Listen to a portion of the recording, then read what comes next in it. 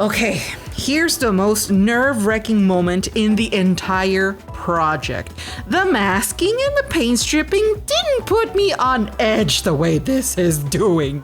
It was now time to fuse the legs that are heavily textured and make it look like a single piece without losing any of that precious texture. First of all, we have to bring the Scarborough Fair of glues, and that's epoxy glue.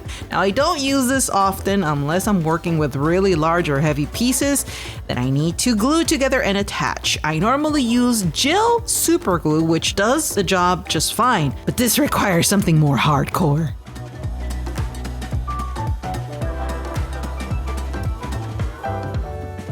After the glue is set and cured, the next day I came back to remove those seams. Just like I did in the prep, I'll be using our forbidden yellow mustard, but added a couple of drops of black lacquer paint to it to tint it, hence why it looks kind of green. But I am going to proceed and add just a little bit, enough to cover the small gap in the connections, and let it sit for 20 minutes, timed.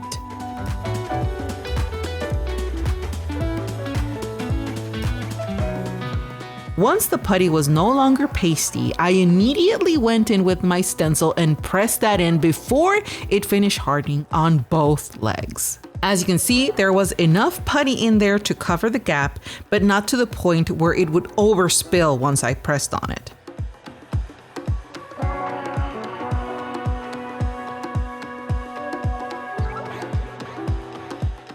And I don't want to toot my own horn here, but I'm actually pretty proud of pulling this off.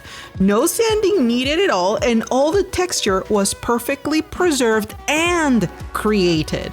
Usually, when you want to fuse a connection, you putty in the middle of painting and sand smooth to continue painting. But you can't do that here. You need to think of ways around it, and using a stencil for texture will help greatly in these situations. I also removed the seam connection on the inside of her crotch area off camera because honestly, I needed to be able to hold and move her comfortably without me worrying about getting the perfect shot of it. It was all done, sanded smooth, and retouched. When everything was said and done, all I did was go back with my airbrush like it did last and finish with hand brushing.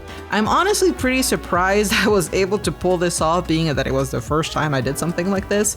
And it kind of looks like a fold, but unless you've watched this video, you wouldn't be able to tell where the seam was located.